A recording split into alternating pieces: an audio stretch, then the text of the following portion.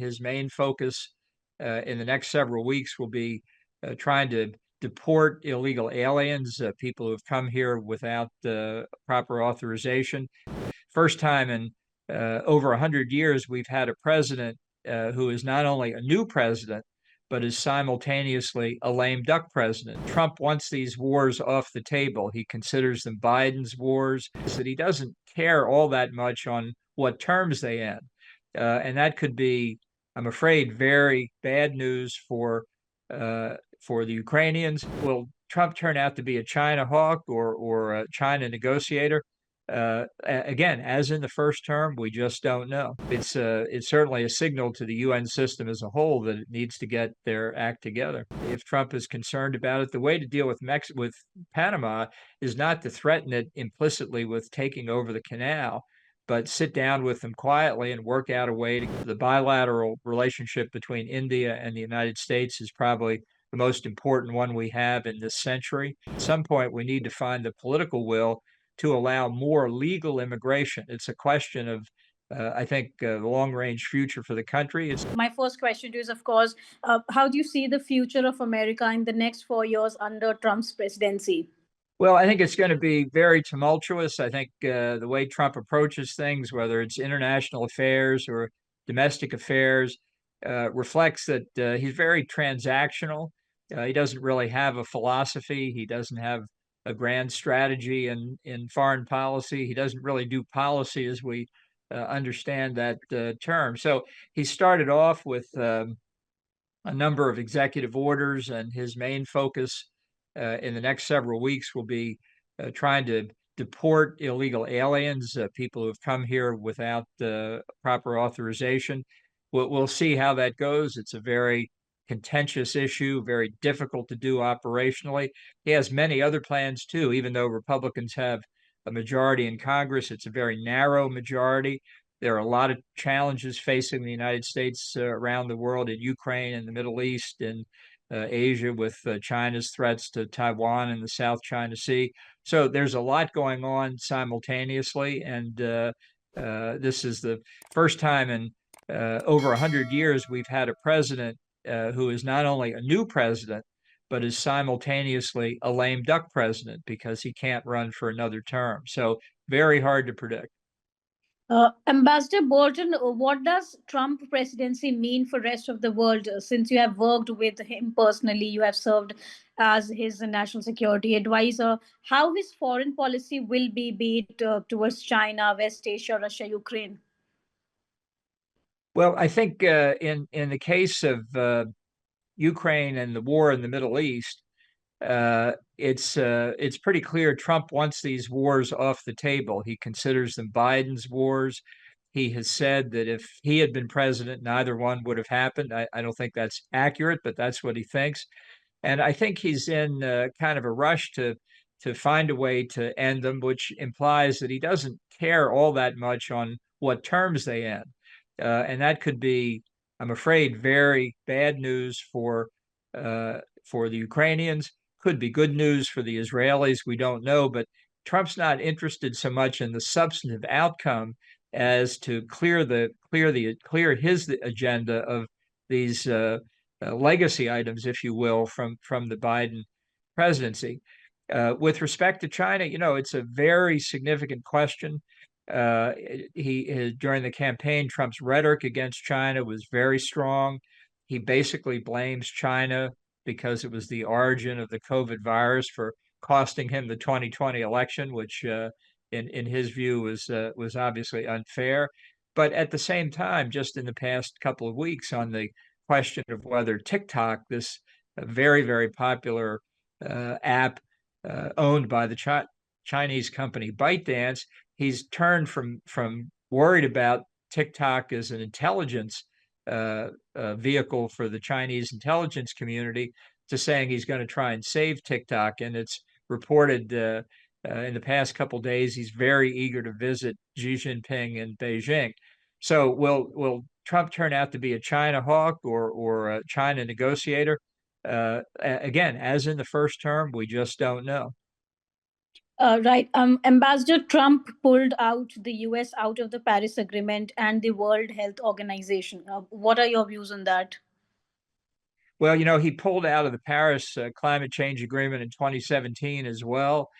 So it's no surprise he's doing it again. My own view is that these big international climate change conferences really don't produce concrete movement. There are no enforcement mechanisms. The commitments made are not binding. The Paris Agreement simply every nation saying, here are our climate goals and we commit to trying to achieve those goals, which is nothing more than any politician wouldn't say, up to the point when they realize they can't achieve the goals and then suddenly they disappear. So I just don't think the Paris Agreement is what as significant as some people think. WHO is another anti-China move, if you will. The many allegations made, and I think many correct, that in the early days of COVID, Chinese influence on the WHO made it impossible for independent medical experts to really get a sense of where the disease came from, what its spread might be. And I think he's reacting against that Chinese influence in WHO. It's certainly a signal to the UN system as a whole that it needs to get their act together. Right. So, President Donald Trump said on Monday that he may impose 25% tariffs on Canada and Mexico as early as February 1. What is your comment on that? Well, he had originally said he'd impose the tariffs on Canada and Mexico on day one, so he lost at least 10 days there. Canada and Mexico are the U.S. #1 and #2 trading partners. So if he goes ahead with that, and it's always important to underline the word if in dealing with Trump, but if he goes ahead with that, we could be in a trade war that could become a global trade war very quickly. And we don't have a lot of recent experience with tariff wars, but what we did back before the Depression was not good.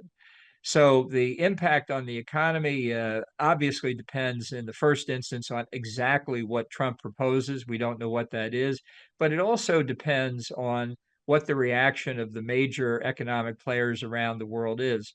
Canada and Mexico, perhaps in the first instance, but the United Kingdom, the European Union, China, Japan, India, what are they going to do, respectively, if Trump imposes tariffs on them as well?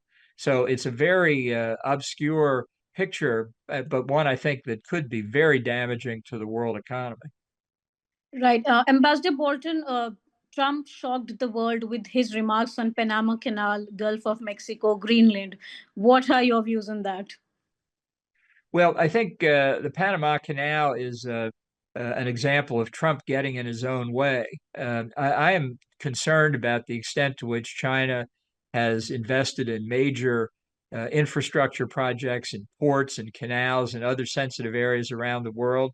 I'm not aware there's any immediate problem in Panama, but if Trump is concerned about it, the way to deal with with Panama is not to threaten it implicitly with taking over the canal, but sit down with them quietly and work out a way to get non-Chinese companies involved in the canal's operations.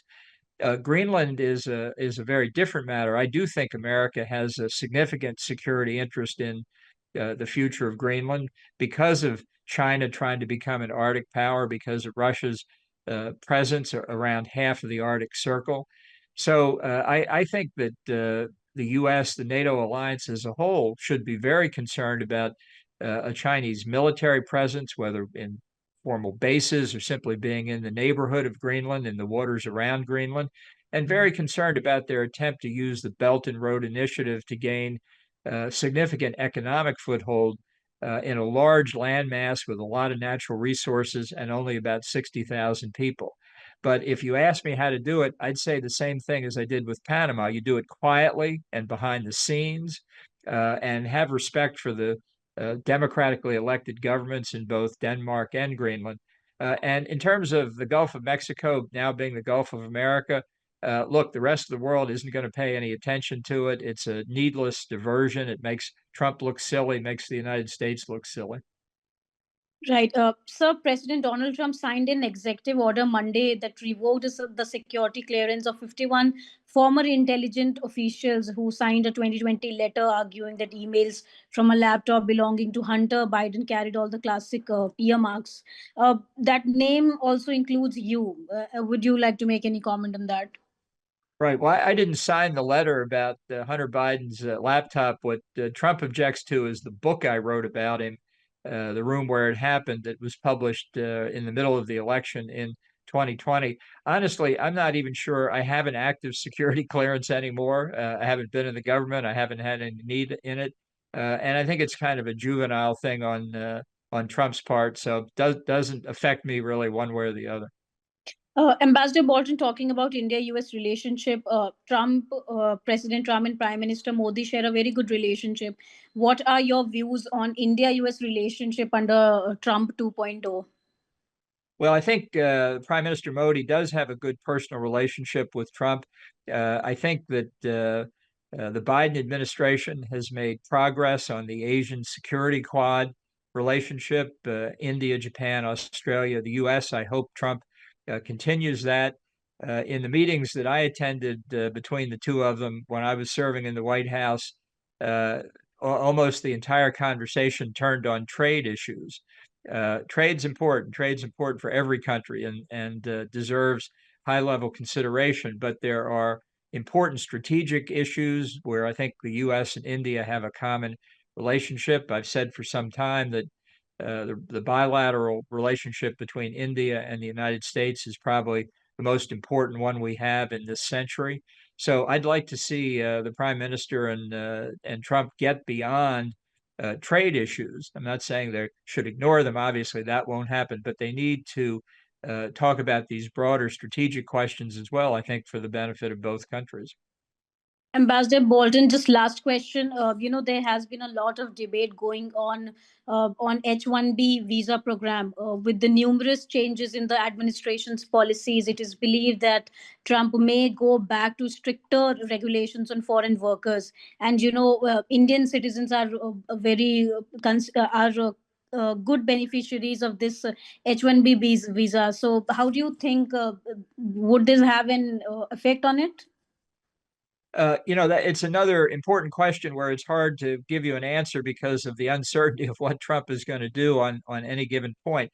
There's no doubt when we consider the problem of illegal immigration that the problem is severe and needs to be fixed, and Trump's position on that is very popular. What people don't talk about enough is the legal immigration system, which is hopelessly gridlocked. It's very politically difficult to change. My own view is that we should welcome additional immigrants. It's a source of strength for the United States.